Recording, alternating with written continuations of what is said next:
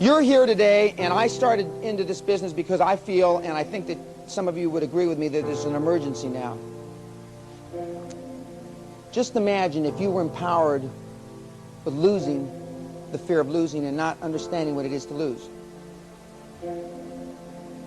I don't know how to lose anymore, ladies and gentlemen. Just think about it. But I think about what if I was that way when I was 16 years old.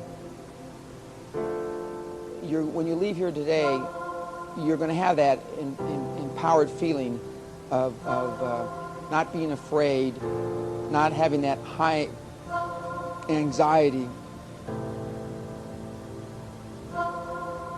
The key, if you had to say one word, self-worth. High performance people all have a lot of self-worth. And ladies and gentlemen, you're never ready. You are not ever going to be ready. What you are is, as he said, I was comfortable with my ability. You're never ready. You're only comfortable.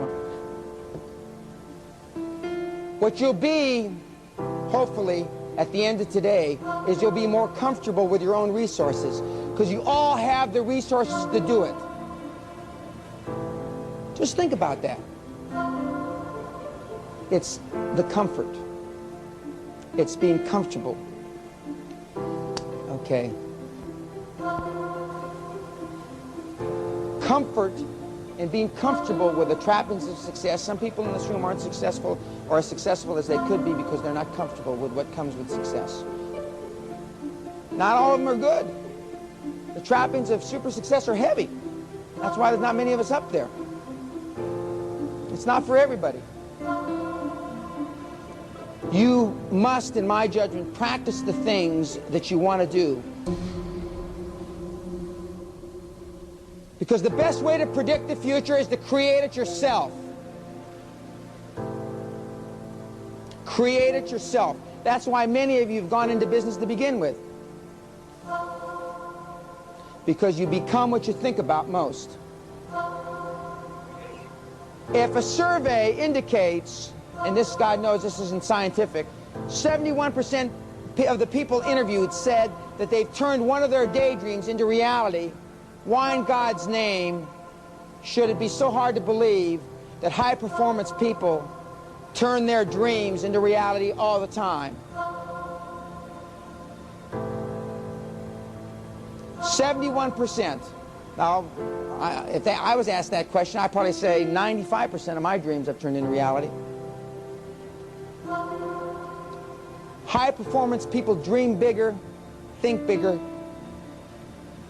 and they most assuredly have a higher fulfillment rate of their dreams. Act as if there's no limits to your abilities. To act as if you have no limits to your abilities.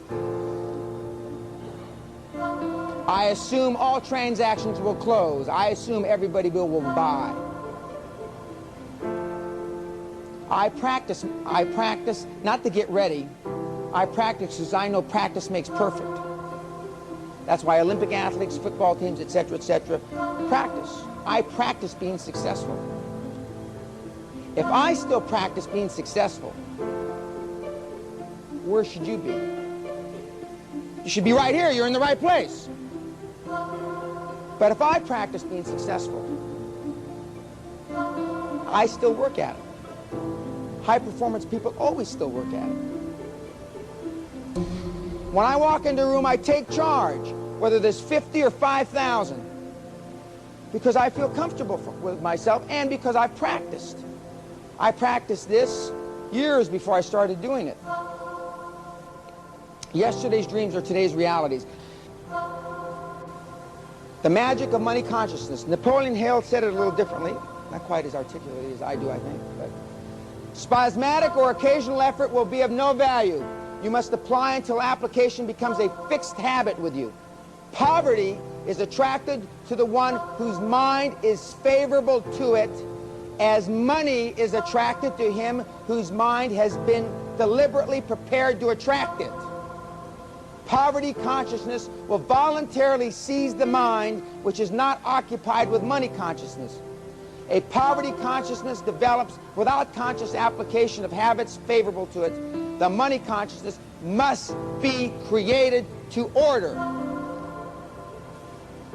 That's the key.